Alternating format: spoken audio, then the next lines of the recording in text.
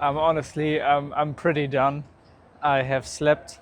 I actually did manage to get some sleep in the end, but the train ride, right,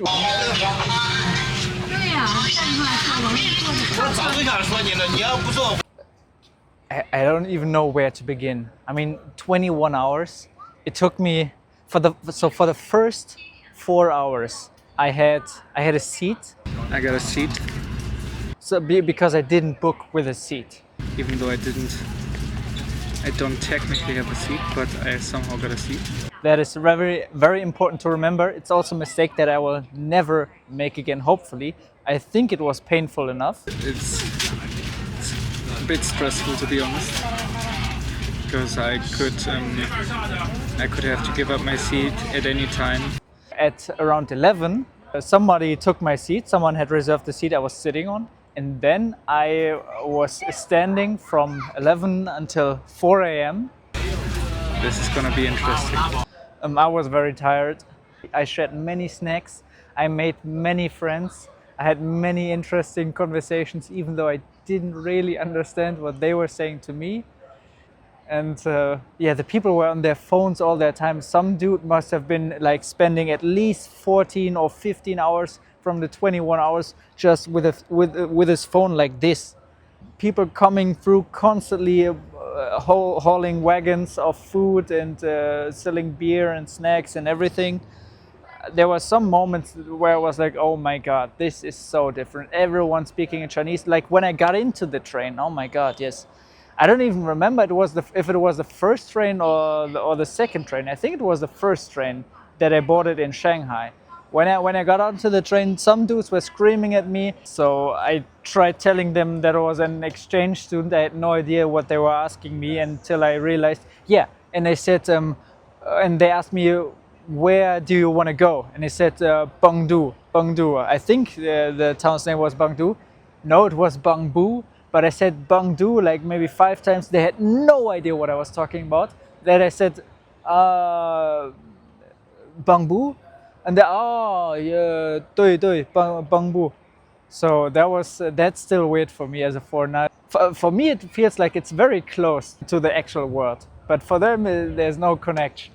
I don't even know where to. Yeah, and in the end, I really connected well with another group of people that I was sitting with.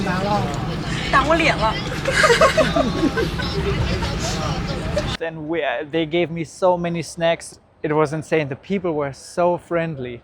Like this one dude at around 6:30 a.m. I gave him a little bit of toilet paper, and therefore I sat down in his seat, and I wanted to get up when he came back, but he told me to sit there, and then I fell asleep, and he let me sleep there for 1.5 hours while he was standing and I was using his seat. So that was absolutely incredible. I felt so much better after that. Yeah, I really felt welcome. They really did make me feel welcome. I didn't feel homesick. I think if you want to get culture shocked, you got to do exactly what I did. I just throw myself in there, but I think what I did in order to feel good about it is to embrace the change. I just say, okay, fuck it. Let's just go. Let's just see what the world has to offer.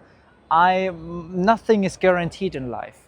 My home, my home country, my family, nothing is guaranteed. Everything, we take it for granted, but nothing is guaranteed. And if you accept that, if you let go, sort of, if you don't cling on to it, then I think it's really freeing. So you get to experience something totally new and you can just dive in, and you're feeling all right.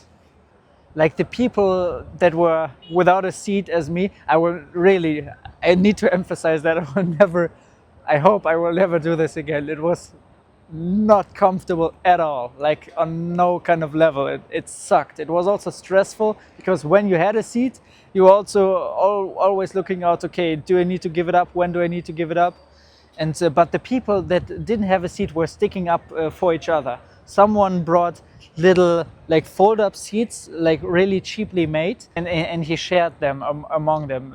Like people were cracking jokes, even though they were tired as hell, and I could feel the atmosphere, even though I didn't really understand. I didn't at all. I didn't understand at all what they were saying. I could still feel the atmosphere of the jokes, and I also thought it to be funny. And yes, I'm really glad that I made it to Harbin.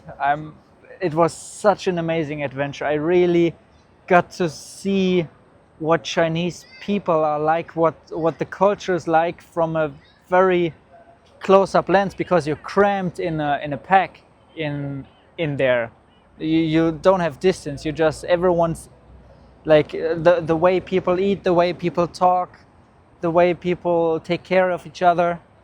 It was a phenomenal experience that I think you can't get as a foreigner if you don't take the slow train. I can only say how grateful I am to have the opportunity to do this, what I'm doing. It's it's insane. Even though no one's watching my videos, I don't even care. Huh? What do you say about that? I'm sponsored by mom and dad with love and money.